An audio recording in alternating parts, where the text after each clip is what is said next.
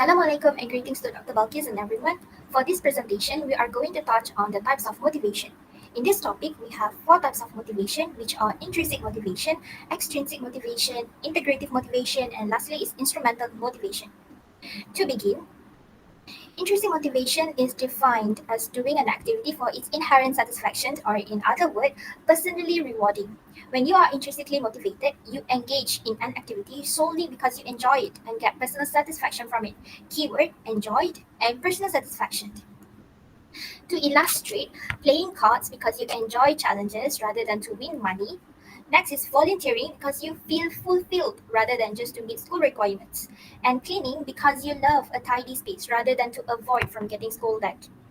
All three examples contain similarities in which each of it focusing on the internal desire. Next, if you might wonder what causes or factors that drive the intrinsic motivation in ourselves. Well, there are countless factors, but the main common factors are challenges, curiosity, and recognition. You probably love to challenge yourself to do things, or you have the urge to explore solely for your own pleasure, or you have the desire to be known, appreciated, or recognized by others. Before we move on to the second type, here's how you can practice a better intrinsic motivation. Firstly, create a list of what you love to do with the purpose of doing those things you have listed whenever you are feeling unmotivated or uninspired. It will instantly act as a motivation booster. Second, you can help someone in need and you will get the satisfaction of being able to be a help to someone. Last but not least, try to look for fun in everything you do because you will feel more engaging. To be honest, there are numerous ways to practice a better intrinsic motivation. It is not exclusively limited to the three ways mentioned earlier. As long as you love it, then there's that. That's all that matters. Now let's listen to what extrinsic motivation is all about. Thank you. Alright, the next one is extrinsic motivation. It is when someone performs a certain action only because of the external rewards that they will receive. There are two types of rewards. The first type is concrete, where we can measure the value of the reward, such as money and grades. Second is abstract, where we cannot measure the value, such as fame and compliment. There are two examples of extrinsic motivation. First, Betty helps her mother with the house chores so that she can watch television the whole day. Here, watch television the whole day is an external reward. Second, Joe works overtime every day as he wants to get paid more by his boss. Get paid more by his boss is an external reward. Therefore, both Betty and Joe are experiencing extrinsic motivation. The term motivation is integrative motivation. So according to Lambert, 1974, integrative orientation is defined as a sincere and personal interest in the people and culture represented by the other language group.